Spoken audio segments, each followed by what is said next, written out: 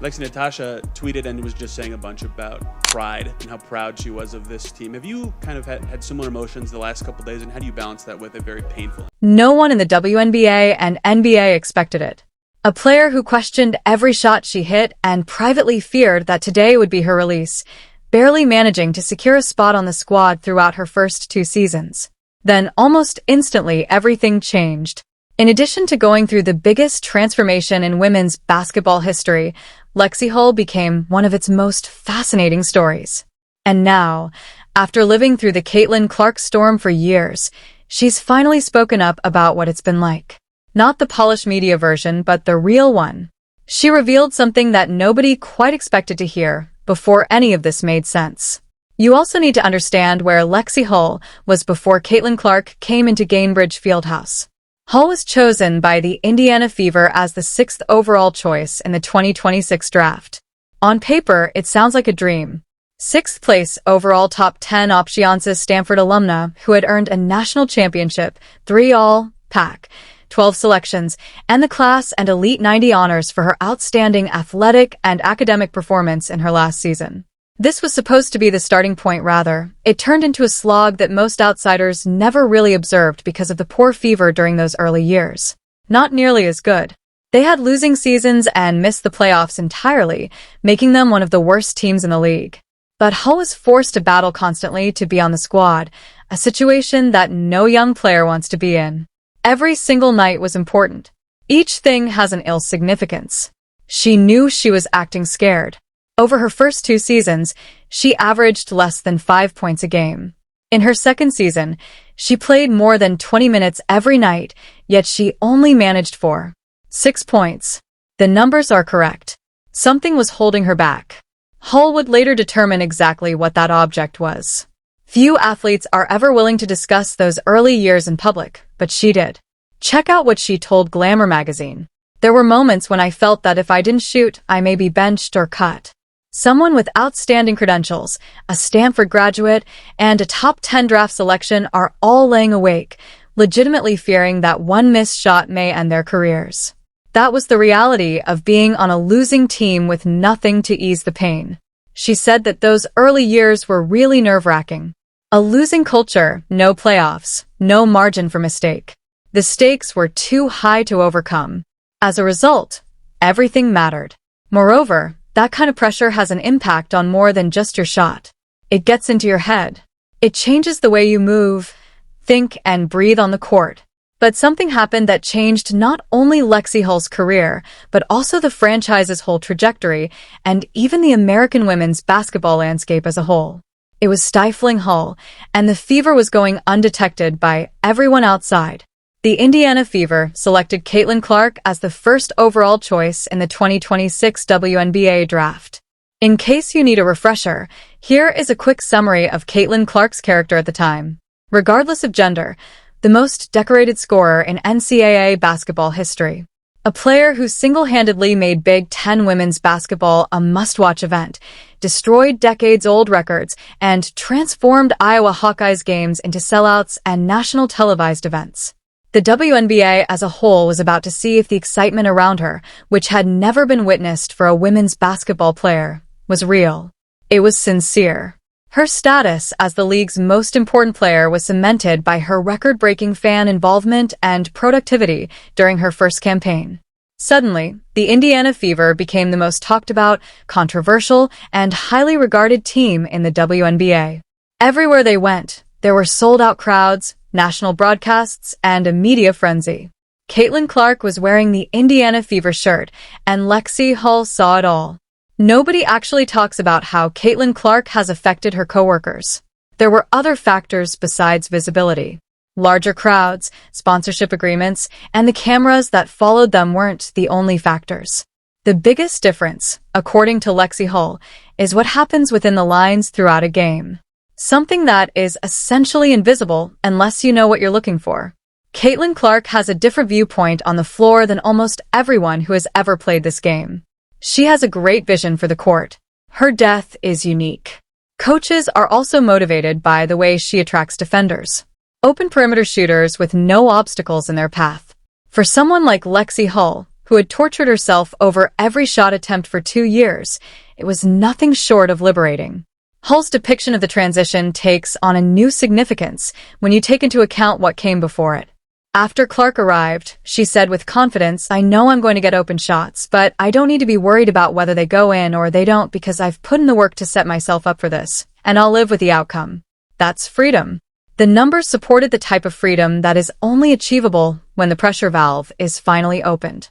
Hull had a 47% three-point shooting percentage in 2024. 1%. It was one of the league's most successful shooting performances that year and a career best.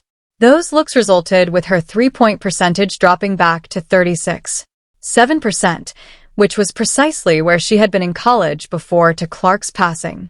The numbers tell the narrative even more effectively than the words. But the court wasn't the only place where things changed.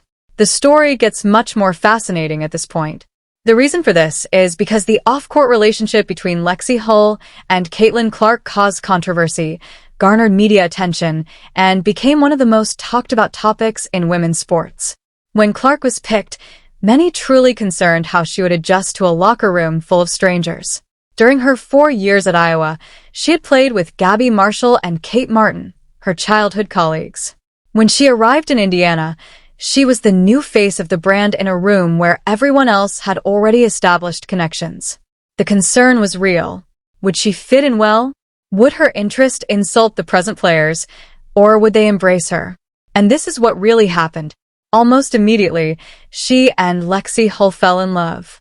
At the conclusion of that first season, they were hanging out off the court in Indianapolis. They were posting on TikTok together, trying with various drinks and laughing as if they had been friends for years. The WNBA traveled to Mexico during the Olympic break. There was no doubting the connection, and fans adored it. However, the dynamic had expanded to such a degree by 2025 that it had a whole new name. After Sophie Cunningham was moved to Indiana in the off-season before to the 2026 season, what had been a duet became a trio. The three of them, Clark, Hull, and Cunningham, started calling themselves the Tres Leches, and their collaborative efforts resulted in some of the most well-liked and humorous material in the league. Hull and Cunningham were Clark's famous caddies at an LPGA Pro-Am tournament. On social media, they were always making fun of one another. Hull mocked Clark's lack of sun exposure when he posted photos from Fever Media Day on Instagram with the caption, "We are so back." Clark may also benefit from some sun exposure, Hull said to People magazine in one of the most funny comments of the offseason. "IT was the type of teasing that only happens in friendships when both people are really comfortable with each other." It also gave the WNBA fanbase a close-up look at the players' personalities, something they had never really experienced before. Hull said that Clark will be there at her wedding, which has been planned since Hull and former outfielder Will Matt of the Pittsburgh Pirates were engaged in April 2026. The two originally met at Stanford, where Mattson was a star baseball player before being chosen in the 6th round of the 2019 MLB draft. After retiring from baseball due to a series of illnesses, he relocated to Indianapolis to be with Hull, which says a lot about the basis of her life. Hull chose to face a side of playing with Caitlin Clark in a manner that most people in her situation would have disregarded or avoided entirely, despite the fact that everything has been cordial and joyful. And it's the part of the story that deserves the most attention. One of the most turbulent seasons in the WNBA's history occurred in 2025. Hull described Clark's entrance as having a certain attitude, a seriousness, a concentration, and an edge that suggested she was ready to reign and had finished adjusting. How Hull told reporters before the season that Clark was obviously different in his second year. Hull says there's a clear sense that she's here and ready to do business. And at first, that read seemed to be just right. Through the first 7 games of 2026, Hull was playing the finest basketball of her career, scoring over 10 points per game and leading the WNBA in three-point percentage at 55.6%. At last, the Fever seemed like a united team. Then the injuries started. Clark's quad issue caused him to miss many games. Then there was an issue with the groin.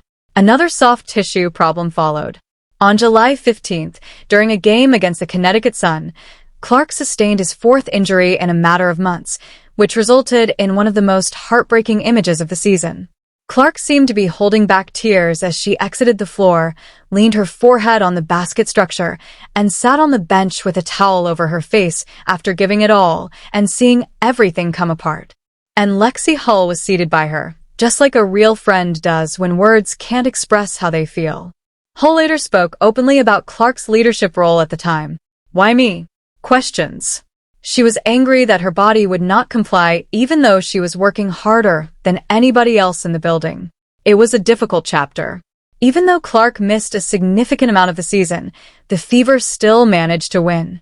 They persisted all the way to the WNBA semifinals when they upset the eventual champion Las Vegas Aces in a pivotal Game 5 that necessitated overtime before Indiana's eventual loss. The run was made possible in large part by Hull's two-way tenacity, which isn't visible in a box score taking charge, making plays that kept games close when the team needed them, and defending the other team's best perimeter scorer each and every night. She kept thinking about something that she finally decided the public need to know about. Following the October 2026 Women of the Year article in a beauty magazine, Lexie Hull made the decision to stop being careful with her comments. She was one of 5 players featured in the magazine, along with Nafisa Collier-Jones and the Sabali sisters. This was an appropriate title for someone who had quietly become one of the most respected players in the league. But the sections of that interview that went popular online have nothing to do with her engagement, clothes, or basketball stats. Hull made it quite apparent that it concentrated on the drawbacks of competing with the most famous female athlete. Because of the media attention and the supporters who have supported us since Caitlin arrived, I believe there is some jealousy over the Fever. That would have been enough to make news on its own. Then, however, she went farther. She said that rather than speculation or outside rumors, the Fever has heard what other teams have to say. Hull claims to have heard teams and players in other locker rooms saying they can't allow the Fever to win. The target is genuine. Every team contributes extra drive when they play Indiana, and this is real. And ever since Clark's arrival, Hull has been in the center of it. What she decided to do with that is what makes her reaction to all of it so intriguing. She didn't voice any complaints. She didn't act like a victim. Leaning in, she did so. It's okay if something outside of our control gives you more desire to defeat us.